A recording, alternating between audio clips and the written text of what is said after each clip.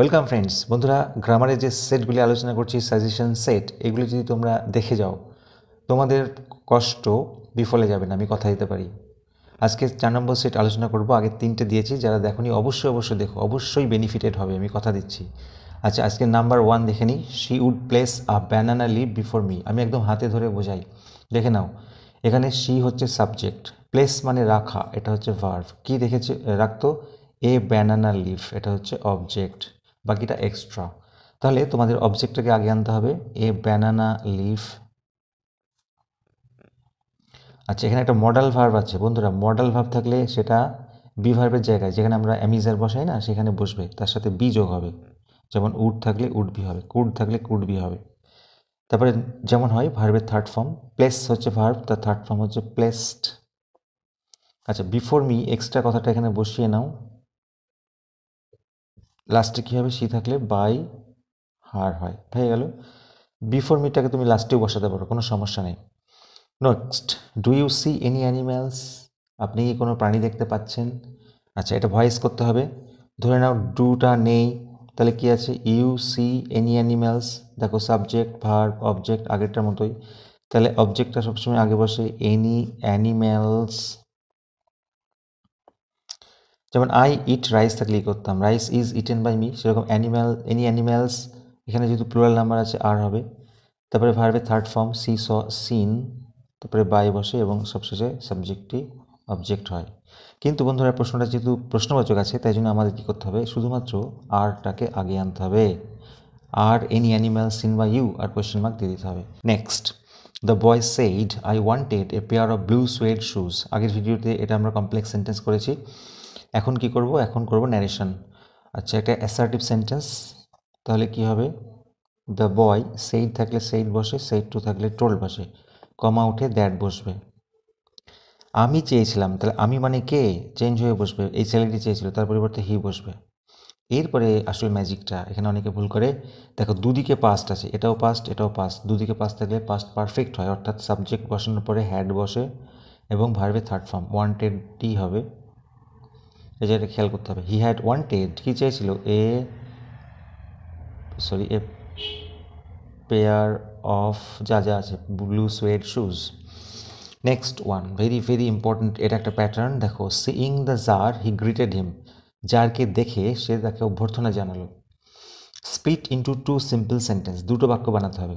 তাহলে দুটোই সম্পূর্ণ বাক্য হতে হবে।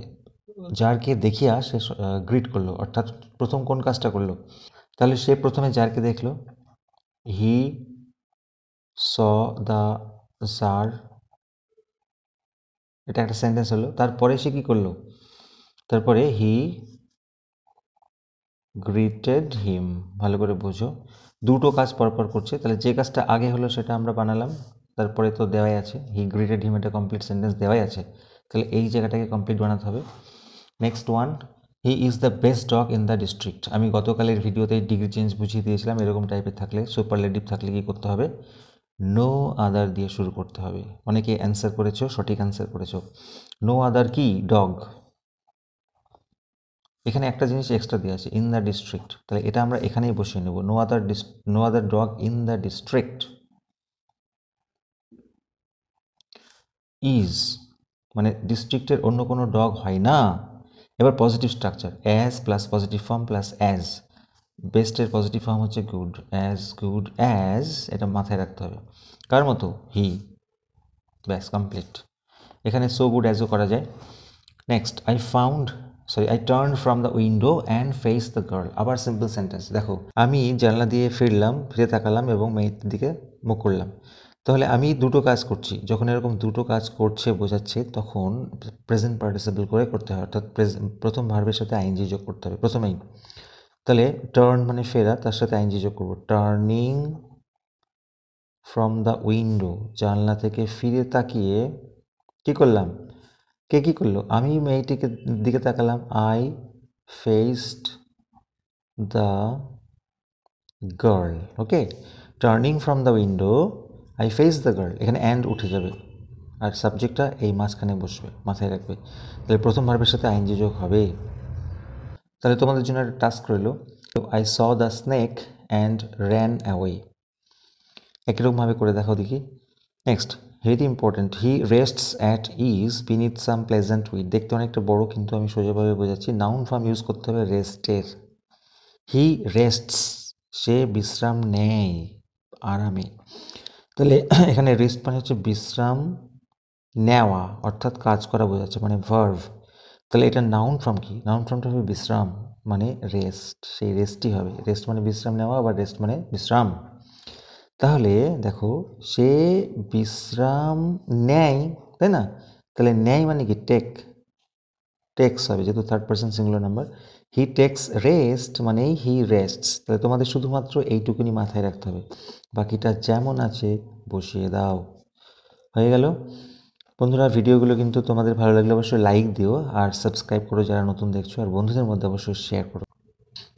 Rough winds do shake the darling birds of মে।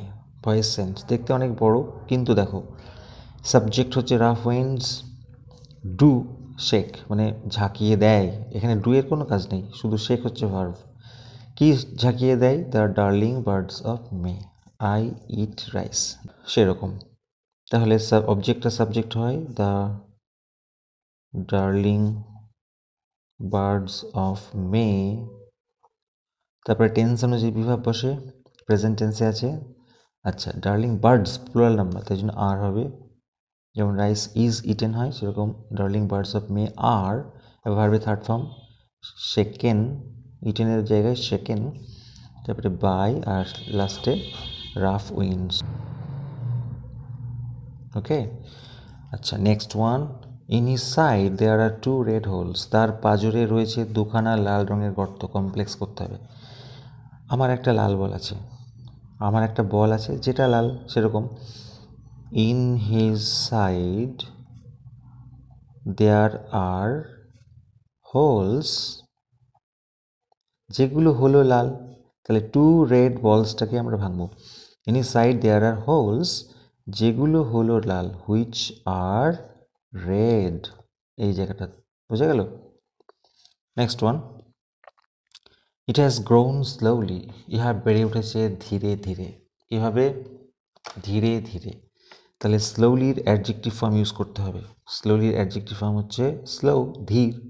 তাহলে স্লো লিখে দিলে কি হবে? নাও কি লিখবো আমরা? It has grown. দেখো, স্লোলির পরিবর্তে তোমরা লিখে দাও ইন এ স্লো ম্যানার।